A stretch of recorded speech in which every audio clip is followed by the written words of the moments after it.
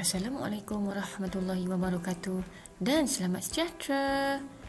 Jom belajar bersama Cikgu Tim. Bahasa Melayu Komunikasi Pendidikan Khas Tingkatan 2. Pada hari ini, Cikgu akan mengajar tentang tema 3 kerja tangan, Unit 9 Inovasi Hasil Seni. Mari kita belajar. Unit 9 Inovasi Hasil Seni. Mendengar dan bertutur. Perhatikan gambar di bawah, kemudian sampaikan maklumat dengan betulnya. Jadi, kalau anak murid Cikgu Tim lihat, gambar adalah gambar pokok kelapa. Tajuk nilai pokok kelapa. Cikgu Liza bercerita tentang barang-barang yang boleh dihasilkan daripada pokok kelapa. Yang pertama, sabut kelapa boleh dijadikan tali dan juga berus. Kemudian, tempurung kelapa, tabung, congkak, cawan hiasan. Kemudian daun kelapa pula boleh dijadikan anyaman topi, sarung, cempedak dan juga lidi kelapa boleh dijadikan sebagai lekar, bakul dan juga penyapu. Sebenarnya pokok kelapa ni banyak ya manfaat dan faedahnya. Sebutkan hasil yang diperoleh daripada buah kelapa. Soalan tu jawab dalam modul yang cikgu telah sediakan. Jadi cuba anak murid Cikgu Tim fikirkan apakah hasil daripada buah kelapa. Ada jual di kedai-kedai. Sedapnya minum pada waktu panas terik. Jadi salah satunya adalah air kelapa. Cikgu dah berikan satu contoh, anak murid Cikgu Tim berikan contoh-contoh yang lain hasil daripada buah kelapa. Okey, seterusnya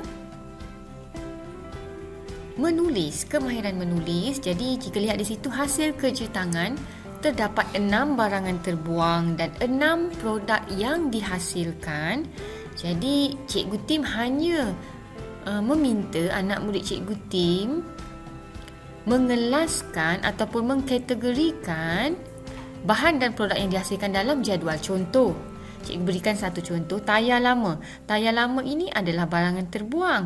Jadi, awak catatkan dalam ruangan barangan terbuang dan produk yang dihasilkan adalah bekas tanaman. Jadi, tayar lama yang tak digunakan ni kita boleh menanam pokok. Jadi, awak tuliskanlah pada ruangan yang disediakan. Senang je kan? Jadi, anak murid cikgu isikan ruangan kosong berdasarkan pilihan jawapan di atas, barangan terbuang dan juga produk yang dihasilkan. Okey, jawab dalam modul. Seterusnya, baca iklan di bawah kemudian sampaikan maklumat tersebut kepada guru anda. Jadi merujuk modul masing-masing, anak murid Cikgu Tim boleh baca pertandingan kreativiti dan inovasi daripada bahan terbuang. Okey, semasa Google Meet nanti, Cikgu Tim akan meminta anak murid Cikgu Tim untuk membaca dan Cikgu Tim akan bertanya apakah maklumat penting daripada petikan iklan tersebut.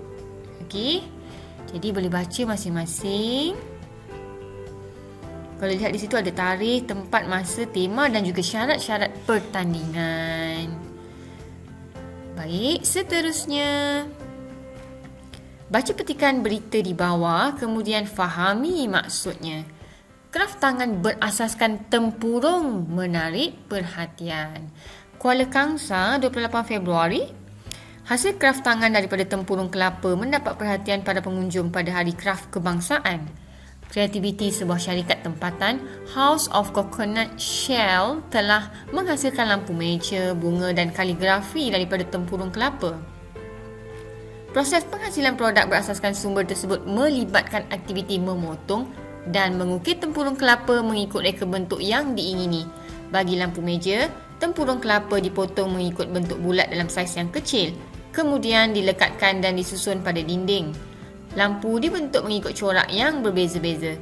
Setiap tempurung kelapa yang dipotong akan dikeringkan terlebih dahulu, kemudian tempurung kelapa itu direndam di dalam larutan pengilat bagi memastikannya kukuh dan tidak rosak. Kalau kita lihat di situ cantik ya, kraft tangan yang dibuat daripada tempurung kelapa. Jadi ada 2 soalan di situ. Anak murid Cikgu Tim jawab dalam modul. Jawapan ada dalam petikan. Tinggal anak murid Cikgu Tim pilih jawapan yang paling tepat. Jadi dua soalan, jelaskan tujuan pameran ini diadakan. Pameran ni pameran kraft tangan. Jadi pameran apa tujuan pameran tu diadakan? Jadi boleh jawab ya. Yang kedua, di manakah tempat pameran tersebut diadakan? Jadi dah ada dah pun dalam petikan tersebut. Nak buat cikgu Tim hanya menyalin semula kemahiran menulis. Okey, seterusnya sekian saja. Terima kasih kerana menonton dan belajar bersama Cikgu Tim. Sila kongsi dan subscribe YouTube Cikgu Tim untuk belajar dan mengikuti PDP yang seterusnya. Selamat belajar dan teruskan usaha. Terus kekal berada di rumah. Kita jaga kita.